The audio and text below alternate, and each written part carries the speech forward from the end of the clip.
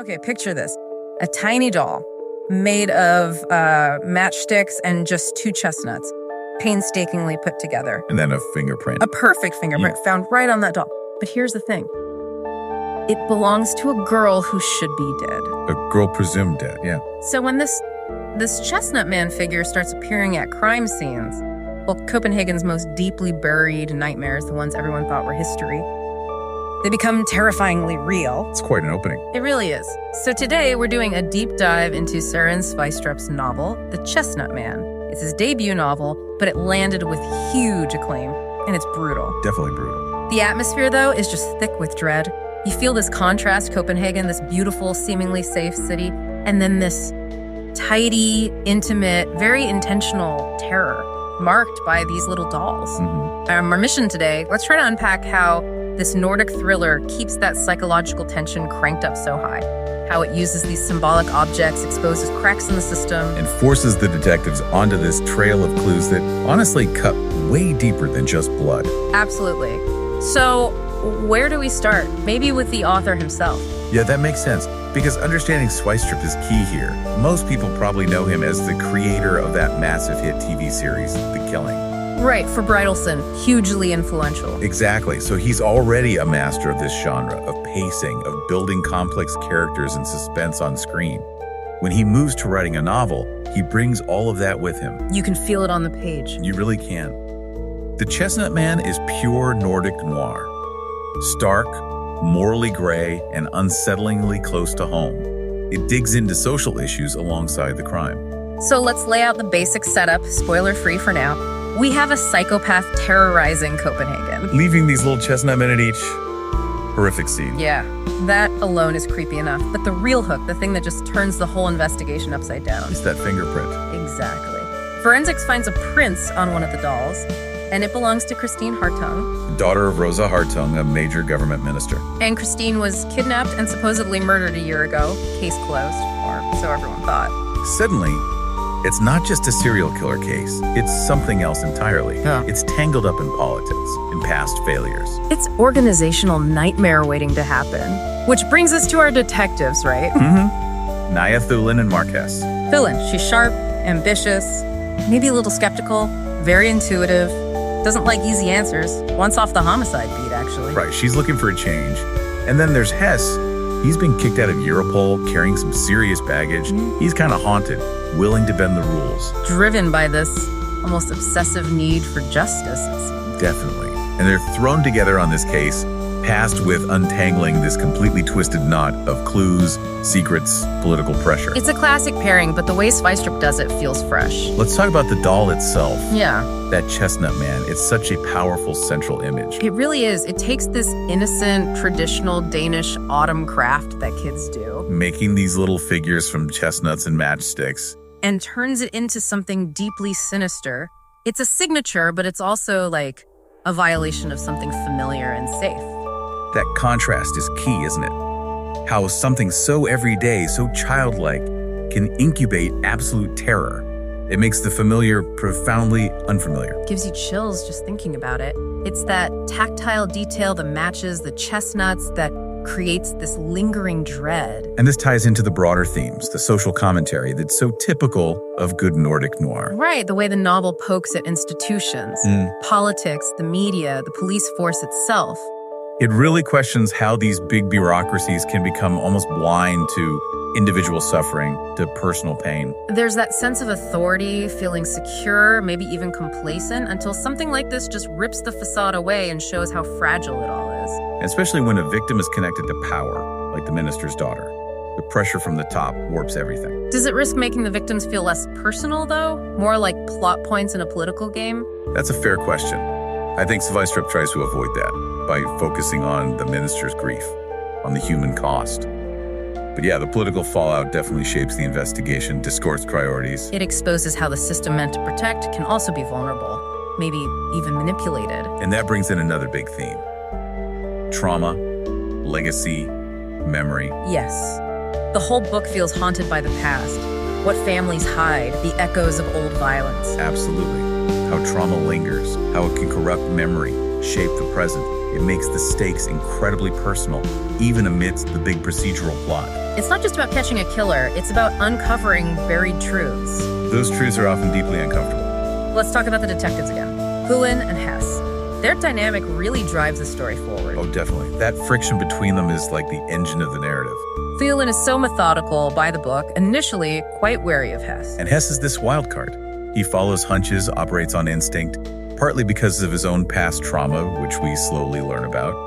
He's willing to push boundaries she wouldn't. Their clashes aren't just personality conflicts. They represent different approaches to solving an impossible crime. Right. Thulin brings the rigor, the grounding. Hess brings the unconventional perspective needed when the rules don't seem to apply. You need both. You absolutely need both. Their conflict highlights the different ways of seeing the evidence, and that keeps the reader constantly reevaluating. And then there's that stunning procedural pivot we mentioned earlier, the fingerprint. It's a masterstroke. Finding Christine Hartung's print on a doll left at a new murder scene a year after her own case was supposedly solved. It just blows everything wide open. The Chestnut Man isn't just a creepy signature anymore. No, it becomes a message, a puzzle piece. It links the present horror directly to a past case involving political power. And it raises those critical questions. Is this a coincidence? Some elaborate revenge scheme? Or is it something even more calculated? A message aimed right at the heart of the establishment. Yeah, trying to expose something hidden, a cover-up. The book just layers these possibilities so well, keeping you guessing. And this is where Sveistrup's TV background really comes into play, I think. How so? The novel feels incredibly visual, cinematic, structure, the pacing. It's built like a thriller series. Those short, punchy chapters you mentioned? Exactly. Short, breathy chapters.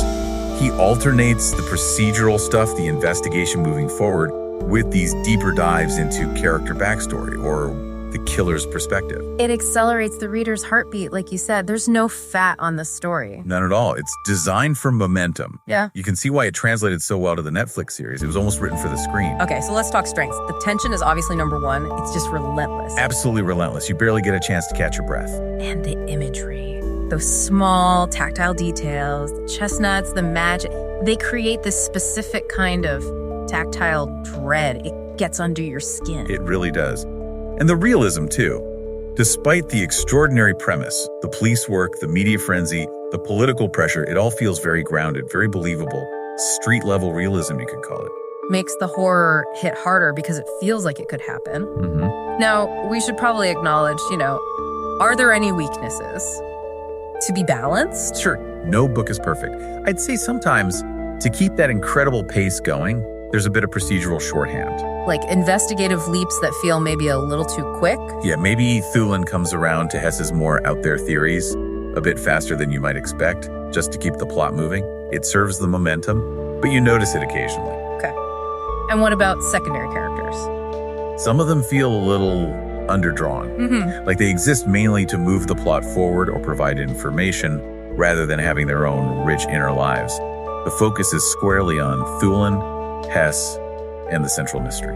Fair enough. And a content warning is definitely necessary here. Oh, absolutely. The violence is explicit, it's graphic. For some thriller readers, that intensity is part of the immersion, but it's unflinching. It will definitely be too much for sensitive readers. Be warned. Good point. Overall, though, reading this, it really felt like the whole city was holding its breath. Yeah. Sveistrup's stages seem so effectively, like little cinematic punches. You feel the exhaustion of the detectives, the weight of the case, the human cost behind the headlines. It's definitely a book that lingers. It stays with you after you finish that last chapter. Haunting is the right word. So wrapping up the main discussion before the spoilers, what are the key takeaways for you listening to this? We've pulled out 3 things. Okay. First, notice the mundane. Pay attention to those small, everyday details. Authors like Sveistrup use ordinary objects to build extraordinary fear. Maybe there's a lesson there for observing the world, too. Good one. Second, question authority narratives, especially when crime and politics intersect. The official story, the neat conclusion, it's rarely the whole picture. Critical thinking is essential. Definitely. And third, from a narrative perspective, character friction drives stakes, that push and pull between Thulin and Hess. It's not just entertaining, it's what makes the investigation compelling. Conflict reveals character and fuels momentum. It's something to look for in stories, and maybe even in analyzing real-world situations. Well put. So if you love Nordic noir, twisty police procedurals, or just a really well-crafted psychological thriller that gets under your skin, The Chestnut Man is absolutely worth your time. It's a masterclass in dread. Agreed. Okay, we've reached that point. We're about to move into the spoiler section to discuss the resolution, the killer's identity, all of it. So this is your official spoiler warning. A big one. If you haven't read the book or seen the show and you want to go in fresh, please stop listening now. Seriously. Pause the audio. We'll give you a moment. Pause 5 seconds. Right, spoilers ahead. Okay. So for those still with us, let's get into it. The ending. The big reveal. The perpetrator. Yeah. It wasn't random. It was incredibly detailed, patient work, meticulously planned. And connected across time. That's the genius of it. The original Christine Hartung case wasn't separate at all. No, it was the starting point, the genesis for everything that followed. The killer used the new murders to force that old case back open. And the motive ties back to, what was it, a government care home, something from the past. Exactly. Deeply rooted in past institutional abuse and negligence. The killer was seeking revenge, but not just personal revenge. It was systemic, an attempt to expose the trauma inflicted years ago, trauma that was covered up. So the doll, the Chestnut Man, wasn't just creepy. It was a specific symbol. A very specific symbol. A child's craft, deliberately chosen to link the minister's supposedly solved case back to these new victims, who were also connected to that hidden history of the care home. It was all a calculated message. Aimed right at the system, at the political figures who represented the failure to protect those children back then. Precisely. The victims weren't random. They were chosen to settle an old institutional score, to force accountability. And the final confrontation, where Thulin and Hess finally put it all together. It really relies on both of their strengths, doesn't it? Thulin's intuition finally cuts through the fog, sees the connection. While Hess's dogged, methodical police work pieces together the historical evidence, the hidden past. Yeah, it's that combination again. It brings the whole thing to a brutal but intellectually satisfying conclusion. You see how all those little clues, all that atmospheric dread was building towards this very specific dark truth. It really lands. It reminds you that sometimes the most terrifying monsters aren't chaotic forces. They're detail-focused, patient, intimate in their cruelty. The worst kind, as you said earlier. Yeah. Which brings us maybe to a final thought for you to take away from this deep dive. Okay.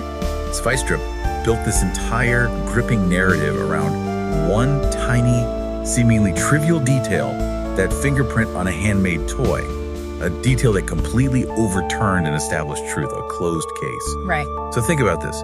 In your own life, your work, your observations, what would you do if you stumbled upon a tiny detail like that? Something seemingly small that might contradict a widely accepted certainty or overturn a closed case in your own world. When does our need for certainty, for closure, become dangerous? When does it make us blind? That's a heavy question to end on. A really good one. Something to mull over. Definitely. Well, that's it for this deep dive into the Chestnut Man. Thanks for joining us. Stay safe and keep digging deeper.